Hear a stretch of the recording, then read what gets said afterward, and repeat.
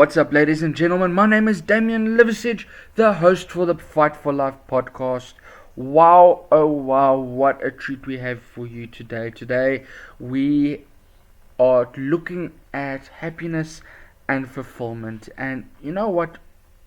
So many times we don't even realize our own happiness and what can fulfill our daily lives. Well, what better way than to get a guest that knows this topic backwards? I am talking to Caroline Emile, who has really taken a mission on herself to really go forward into the world. So, guys, check this interview out, and I hope you enjoy it. And remember to subscribe if you're on YouTube. If you're on Anchor, give us a message. We would love to hear your thoughts and your basically just your feedback. We love hearing that. Your feedback is important to us, and I hope that you have a great one. So stay tuned, and we will be going into the interview right now. Hey guys, so we've got Caroline Emile here, and just to give you a bit of a background on her, she is a happiness and fulfillment coach, speaker, and author. Now, this is amazing because you don't get many happiness and fulfillment coaches out there, but she is on a mission to inspire and empower people of basically every corner of the globe to unleash the best versions of themselves with the view of promoting a happier and more conscious world.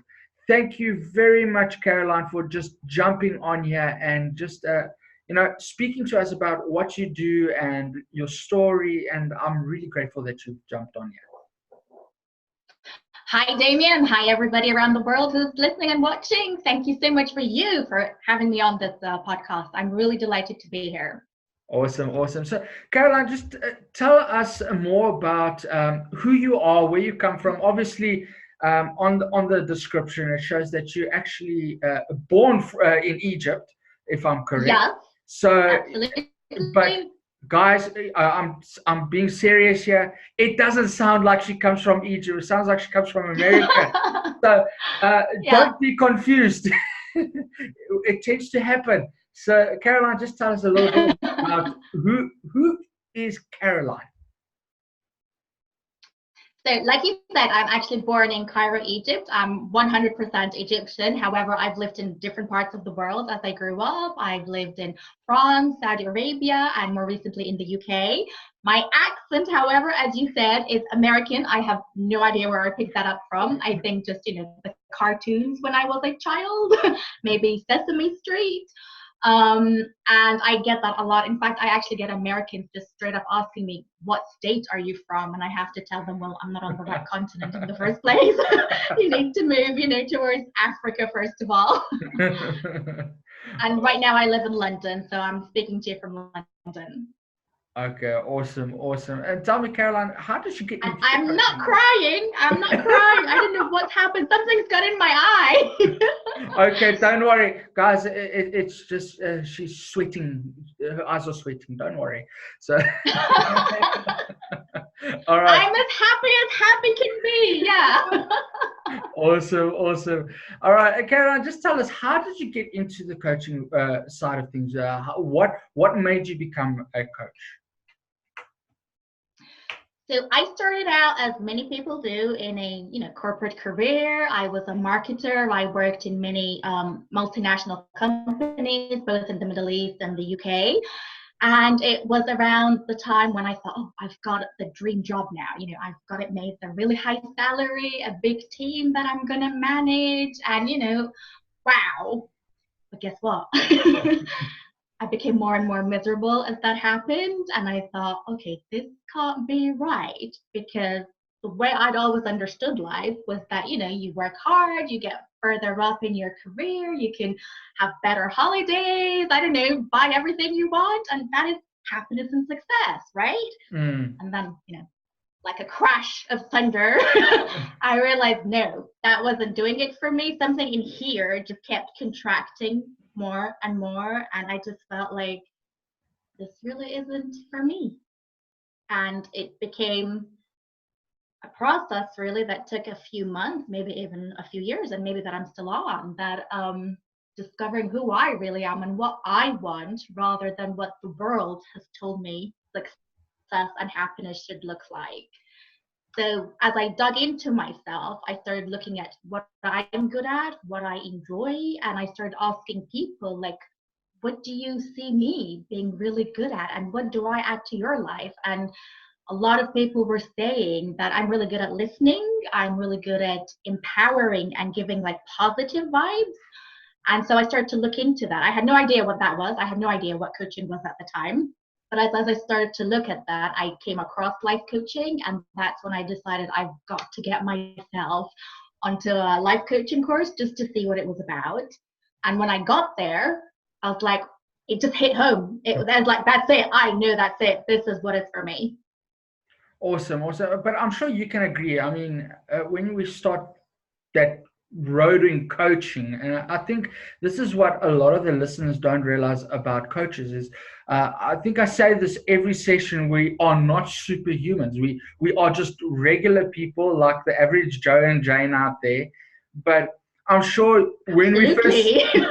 I mean, really, but I'm sure you can agree on what I'm going to say now is that when we first started, it really like it was a reality check, right? Yeah, it was for myself. It was me trying to sort out my own life. It Hmm. wasn't because I wanted to coach people. It was more like what's wrong in my life and just trying to overcome that so that I could be happy and fulfilled. Yeah, it And makes sense. Yeah. yeah, yeah. So start with yourself. I think that's where we've all started. It was just a matter of our own personal development. Yeah, no, for sure. I mean, if I look at when I started, I mean, this was not so long ago, but it was like, wow, okay, I didn't realize I have a few things I needed to work on myself. I mean, sometimes we lie to ourselves, Mm-hmm. you know, as they call it, self-sabotage. I think we spoke about Yep. this in the previous one with Melissa, and she gave a really awesome one. She gives the middle finger to self-sabotage, and I completely agree. So the, I think the question we need to ask is why why do we want to empower people? I think because we're basically quite the same is in the same like sense, because like I said to you, I've got this keynote where I always say live the life you want, and I think that Yeah. goes very hand in hand to your happiness and fulfillment. What is the one thing that you see often, maybe in your clients, maybe in just in general, that you see is the major obstacles that people are having right now? Well, it's mainly that they've never really taken the time out to think what they want from their life. Like I hadn't, I just, Mm, gone to school, gone to university, you just go on almost like an autopilot. So I just call it the autopilot mode. And you're chasing the next job or chasing, the next big move here and there. And nobody often takes the time out to just go, whoa, let me start the other way, which is what do I want? And what am I good at? Not just job wise, but just on a deeper, maybe spiritual level. I do find a lot of people have a disconnect maybe with the mm, spiritual side of themselves. And I don't think we're just, physical beings. I do believe we all have souls and much bigger or higher selves than we've sort of started to put ourselves into these little job titles or roles that are very mm. almost two-dimensional rather than three-dimensional or however many dimensions the soul is. True, true. No, no, that's definitely true. I mean, I like how you put it is that we put ourselves in those job titles. Some people say, I am a lawyer, but are you really just a lawyer? Like, Yeah. but it's like asking a coach, oh, so you're a coach. Whoa, I'm not just a coach. I think we always stop people and say, no, no, no, no, no. I'm a person that happens to be a coach, but this is who I am Yeah. really. That's what we're doing, but it's not who we are. And actually, now that you mention it, this is actually one of the questions or exercises I do give some of my clients. I say to them, tell me who you are without telling me any label. Like, don't tell me you're a mother or a wife or somebody's Mm, son or a lawyer or what. Just tell me who you are. So tell me, I don't know, you're a man who loves to play guitar, for example, or a woman who loves to bring people together and get to know, lose the labels. Mm. And guys, if you haven't noticed, Caroline actually used me in that example with the whole guitar playing. So, All right. I mean, I was like, wait, this is not me. But no, it's true. No, like, it's. I think when we don't realize our passions, I think that's where it comes about. I mean, I've got this thing where it's like, to find your identity, you obviously need to know your values and your beliefs. So, AKA not Yeah, spiritual, but your actual the way you want to live. A lot of people say yeah. honesty is the best policy. Just to give a very Hmm. rough idea for the people out there. Um, but do you think that the main problem when it comes to identity is they don't know what they have that limiting belief that maybe one or two that is actually just stopping them from achieving who they want to actually be? Yes, I mean, most people don't really know who they are as Mm. themselves, but who somebody else has told them they are. Yes, So, yes. we've all grown up either around, family or teachers or grandparents or whoever we sort of Mm. spent our formative years with. And it was their opinions we listened to. Oh, you're really good at school. Oh, that must be, I must be Mm. really academic. But then what happens when you start to, maybe your grades start to slip? That kind of causes you like an issue within yourself because you're like, oh, so that's not who I am. But that again is the label. So somebody else has attached those labels, almost like around our Yes. head, and just imagine like loads of post-its with loads of labels, but somebody else has put them. So I think your role and my role is we literally help people to just take off all these labels Mm. and to just be ourselves in everything that we are. We don't have to be just one thing or the other.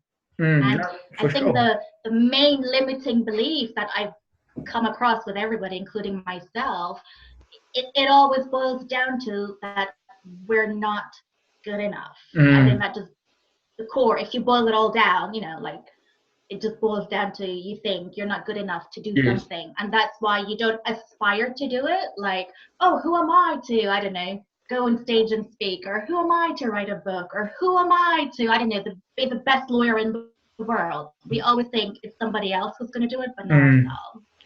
No, that's true. And I like how you say it all boils down to maybe one thing, which is the I am not good enough syndrome, as I like to call it. Because, I mean, we all get these challenges and opportunities. And the one thing that we do is like, I'm not good enough.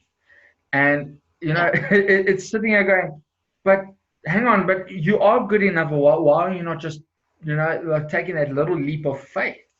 And I think a lot of Yeah. people have forgotten about that. And I mean, I'm sure you worked with some of these clients where, like for example, narcissism.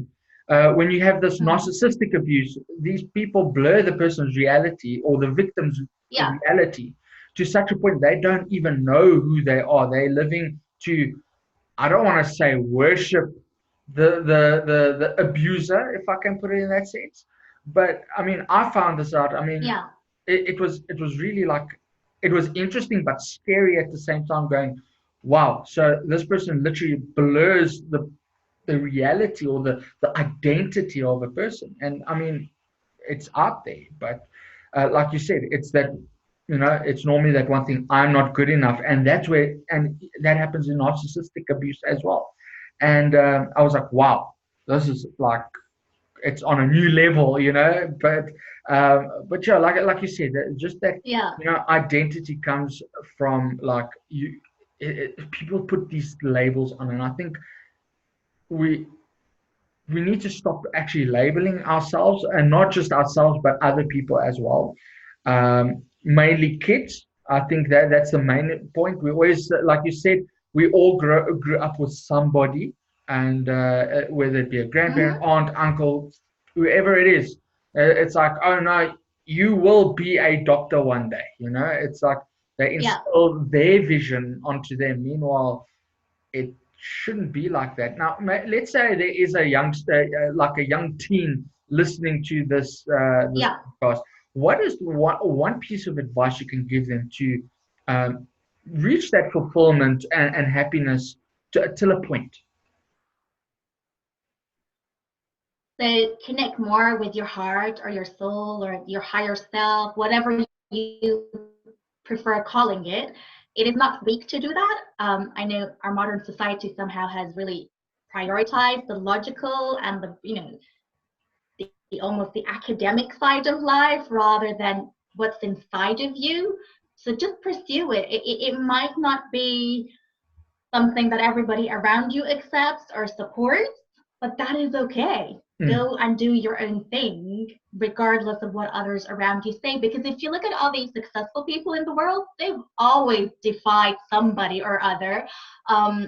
Just some examples that come to mind, like Andrea Bocelli, the classical singer. He was told he's not good enough to sing classical, but look where he is at the moment.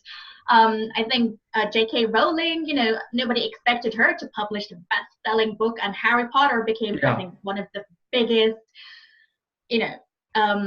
collection of stories in the world. So all these examples come to mind. It was never somebody who thought, oh, I want to do this, and everybody supported them. It was always somebody who seemed crazy for thinking they can do something, and they never gave up on that dream of theirs.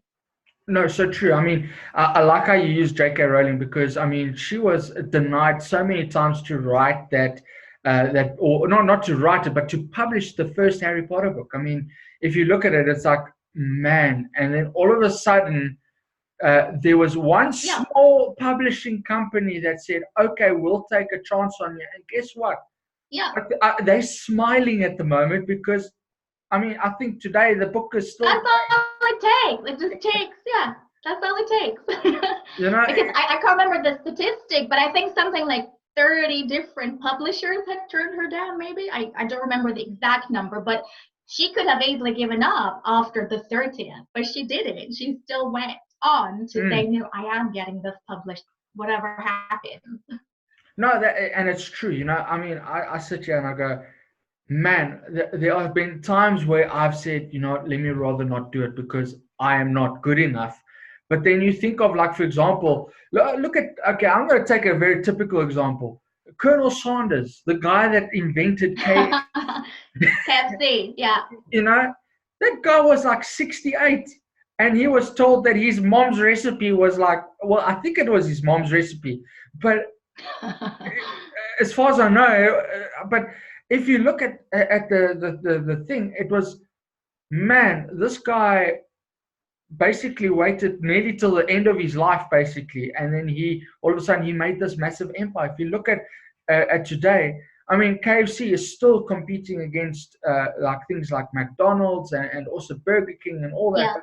And you look at today and you go, okay, who was the first one, or who was the major competition? One stage it was KFC. Why? Because he'll always be the original. Yeah, it's the original. It's always the original. If we look at, for example, Michael Jordan of all people. He's failed so many times just to they pass him the ball to get the winning shot, and he says he's missed so many times. I think he said something about it was about 300 times or something stupid like that. Wow. Okay. I could be over exaggerating it, but I mean, if you look at it, if you look at him now, he's still one of the greatest NBA players out there, and like you said. Absolutely, and I think the story's the same across the board. Exactly. That everybody was told they're not good enough by somebody because that is somebody else's opinion. But just keep on believing that you are good enough because it's not somebody else's opinion that matters; it's your own. Yes, no, for sure. And you know what? I sit here and I go, you know what? You make a very fair point. It's normally the other people that say we're not good enough, but then we take what they've just said, and we go, no, we're definitely not good enough. Meanwhile, I like saying we love lying to ourselves so many times that it's like, really, guys, like what, who, where? It's like.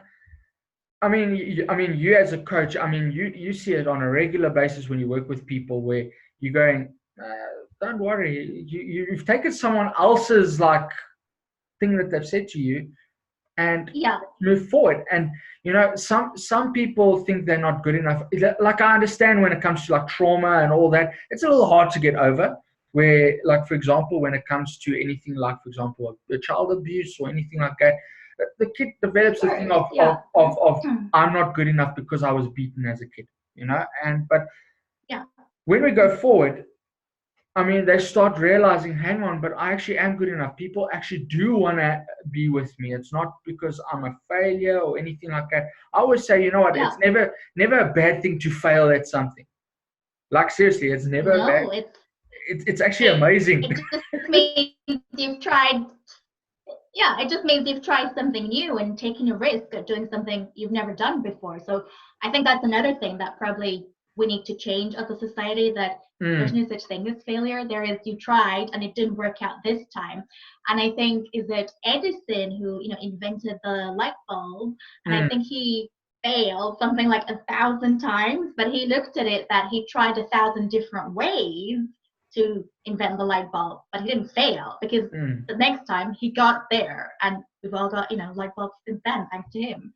Yeah, I mean, I always say, you know what, you can fail 99 times. You found 99 ways not to do it, but you found 99 solutions for those problems, and and it's so true. I think, if we look at the word fail, I mean, I saw this on the net the one year, and I use it every single time. I mean, if you look at the word fail, it's actually an acronym: first attempt in learning. If you fail at this, okay, it's your first attempt. Ooh, yeah, that's a good one. Yeah, that's a good one. Exactly. But it's true. We need to start. I think society needs to break away from this thing of you need to do it right first time. And I mean, there's a lot of coaches out there as well that say, no, you have to get it right like this. No, but there is other ways of doing it. Some people have their own style. I mean, you've got your own style of coaching. I've got my own style of coaching, but no, they work. I think it's a very personal thing in everybody. Sorry, you're cutting off a bit there, but I think you're back now. I can hear you. Yeah, no, sorry. I think that the connection was a bit wobbly there, but it's all good. She is back, ladies and gentlemen. Don't worry. She has no worries. We're back. She's still here. Whether she likes it or not, I'm going to keep her here until she's finished. I'm still here. Yeah. Guys, like, seriously, when it comes to things like this, Caroline made some really interesting points, especially when it came to the label. Stop labeling yourselves and stop labeling others. Also, start looking towards your heart, your soul, and your higher being. But obviously, that depends who you are. You might be a Buddhist, you might be a Muslim, whatever you believe in, go with that. And I think a lot of people forget that there are so many religions out there and so many ways of looking at spirituality. And I think it's important just to cover that. And and I like you the way you said, whatever you think it is, because there is no I can't, like, for me, I can't tell you that it's like this, and you can't tell someone else that it's like this, because everyone's got their own different ways of actually looking at life. Absolutely. And no one knows for a fact what God or the higher creator. Nobody has a clue for a fact, because we haven't experienced it yet up above, right? We're still here as humans guessing our way. So I respect your views, you respect my views, and that's what makes it so much easier, that we don't try and enforce our own beliefs on anybody else. And this is the same with life choices. A lot of us are trying to impress other people, follow their way of what success and happiness is, but nobody knows for a fact what the best way to be successful or happy is. It's a very individual thing. It's a personal, like you said, it's a personal thing. And I think that's what we need to understand, is you don't want to force it down somebody's throat, if I can put it that way. Like me being a Christian, we like saying, don't Bible bash the person, and it's so true. Yeah. don't. I always say, don't force religion. You know, I think that's, you can be spiritual. In other words, live it, but don't force it. Yeah, I think that's where people go completely take it out of proportion. yeah. Let's put it that way. But yeah, I mean, it's so important to have that. But Caroline, if they want to get in, let's say someone wants to get in touch with you, where can they find you? So they can get me on my Facebook page, which is Butterfly Me, Happiness and Fulfillment with Caroline Emile, or on my website, www.butterflyme.co.uk. And the reason it's a butterfly is I always say we all have a butterfly version within ourselves, which is, the higher version of the caterpillar. A lot of us are living as caterpillars, which is fine. There's absolutely nothing wrong with being a caterpillar in the first part of our lives. That's where we all start. But there is still something stronger and much more vibrant and much more beautiful that can literally fly, that is within us if we just do some personal development work.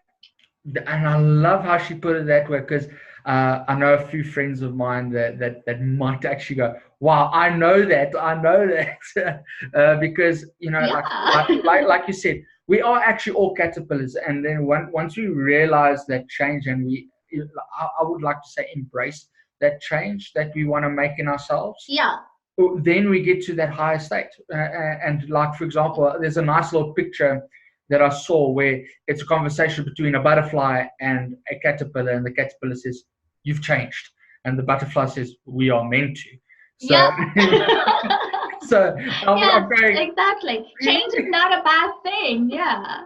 it's not a bad thing, as long as it's in for good reasons and all that. Obviously, I mean, there are times people change for wrong reasons, which is where things start to go horribly wrong. I think that's what we just need to just disclaimer on that, But I mean, I like the vision. So it's about unleashing. Yeah, it's about unleashing.